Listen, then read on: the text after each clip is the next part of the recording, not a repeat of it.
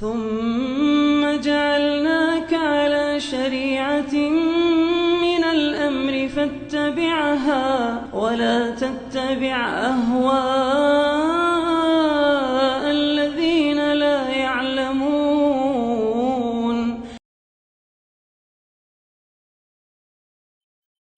Ustaz, saya bingung mau belajar agama tapi tidak tahu mulai dari mana dan sama siapa. Ini memang betul ya, bagi orang yang mau belajar agama kadang ada kebingungan pada dua hal ini. Yang pertama, dia mulai dari mana belajarnya? Jawabannya mulai dari mana? Dia mulai dari ilmu-ilmu yang wajib untuknya. Apa itu ilmu-ilmu yang wajib untuknya?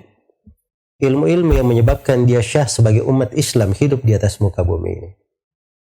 Dia beribadah kepada Allah dengan benar, dia meninggalkan kesyirikan, dia bisa wudhu dengan benar, sholat dengan benar. Kalau datang bulan Ramadan dia bisa puasa dengan benar. Dia punya harta, dia tahu cara menghitung hartanya, mengeluarkan zakatnya. Dia punya kemampuan, dia pergi haji, dia masuk bisnis, dia tahu cara berdagang. Itu ilmu dia pelajari. Itu ilmu-ilmu wajib namanya. Dia mulai dari ilmu itu. Yang lainnya di atas kadar fardu kifayah, itu adalah hal yang disunnahkan. Dari ilmu yang wajib juga adalah ilmu yang dia perlukan ketika sakaratul maut. Adalah ilmu yang dia perlukan ketika sakaratul maut. Ketika sakaratul maut itu seorang perlu bersyahadat la ilaha illallah Muhammadar Rasulullah. Ya, jangan dikira itu datang sendiri, tiba-tiba muncul. Itu berdasarkan pengetahuan dan ilmu. Makanya belajar apa makna la ilaha illallah. Itu perlu dipelajari dari guru. Kadang sebagian umat Islam menerjemahkan la ilaha illallah saja sudah keliru. Iya. Dia pahami la ilaha illallah, tidak ada yang mencipta kecuali Allah, tidak ada yang memberi rezeki kecuali Allah. Sekadar itu saja. Kalau sekadar itu saja, kaum musyrikin di masa Nabi sudah masuk Islam semua. La ilaha illallah bukan itu dasar maknanya.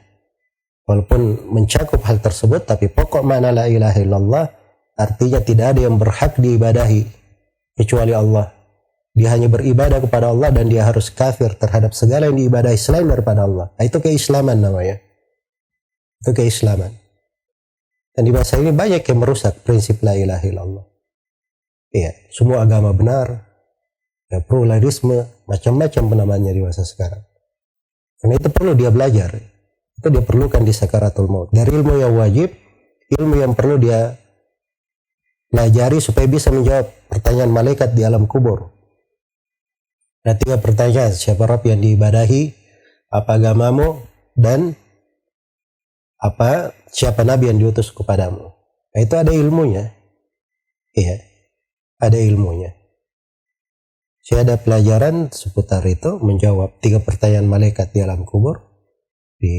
Bisa dilihat di situs saya, silsilah pelajaran tentang hal tersebut.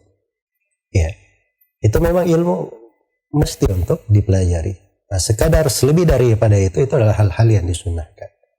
Pada siapa dia belajar? Dia belajar kepada guru yang memenuhi 3 syarat. Syarat yang pertama, guru ini bersih akidahnya. Akidahnya lurus. Tidak ada penyimpangan dalam akidah. Keyakinan Islam itu wahyu. Diturunkan oleh Allah. Dibawa oleh Jibril kepada Nabi SAW. Nabi mengajarkannya kepada para sahabat. Para sahabat mengajarkannya kepada para tabi'in. Para tabi'in mengajarkannya kepada para tabi'ut tabi'in. Terus berlanjut hingga hari ini. Akidah yang benar itu terjaga, terpelihara, disepakati oleh para ulama. Tidak ada silam pendapat di dalamnya. Karena itu dia cari guru yang mencocoki akidah yang benar. Kemudian yang kedua, dia cari guru yang lurus metode berfikirnya, jalan beragamanya. Dia jalan beragama sebagaimana jalannya para as-salaf, jalannya Nabi dan para sahabat. Dia berjalan di atas dasar agama sesuai dengan dalil dari Al-Quran dan Sunnah dan kesepakatan para ulama. Dia jalan di atas jalan beragama, bukan bersandar pada akalnya, bersandar pada hawa nafsunya, bersandar kepada pemikirannya. Ya, kadang sebagian orang di masa ini sok tahu ya, dianggap pemikirannya bagus, padahal pemikiran primitif kadang. Dan pemikiran kalau di bahasa orang-orang ini, mereka sering menuduh orang lain dungu, padahal dia adalah orang yang paling dungu mungkin. Karena menyelisihi akal sehat yang diterangkan di dalam Al-Quran dan Sunnah. Iya. Apa yang diterangkan dalam Al-Quran dan hadits itulah akal yang paling sehat. Akal yang paling sehat. Jadi dia harus cari guru yang lurus jalannya. Itu syarat yang kedua. Bagus cara berpikirnya. Kemudian syarat yang ketiga, dia harus cari guru yang guru ini ikhlas di dalam mengajar dia. Guru ini memang ingin dia ini selamat dari api neraka, masuk ke dalam sorga. Guru yang memang menasihati dia kepada jalan yang paling baik. Itu seorang guru. Kalau dia dapat guru seperti itu, maka itu kelihatan. Kalau dia salah, guru itu akan bilang salah. Kamu salah, kamu keliru. Tidak ada abu-abu di dalam hal tersebut. Dia tidak cari ridho kamu di dalam hal itu. Mau senang, mau tidak senang, guru akan terangkan. Kamu keliru di dalam hal tersebut. Sebab itu jalan agama, nasihat untuknya. Maka carilah guru-guru yang memiliki 3 ketentuan. Kalau sudah terpenuhi 3 ini, sisa bidang ilmu yang dia pelajari. Nah, guru itu disyaratkan harus menguasai bidang ilmu yang dia ajarkan. Bidang ilmu yang diajarkan. Semoga Allah Subhanahu wa taala memberi taufik kepada semuanya. Wallahu taala alam.